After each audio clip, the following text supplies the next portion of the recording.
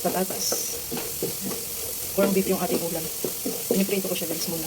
Lalagyan ko ng patatas yung corn beef. Lagyan ko ng butter. Lagyan natin yung bawang. Hindi ako maglalagay ng sibuyas guys kasi ayaw nila ng sibuyas. Lagyan natin ilagay yung ating corn beef.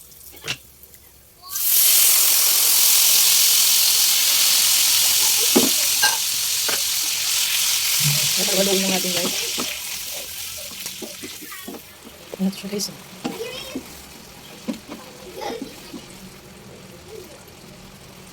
Tapos yan guys, lagyan natin yung patatas na pinirito natin kanina. Yan guys, lagyan na natin yung ating patatas. Ayaw mahulog.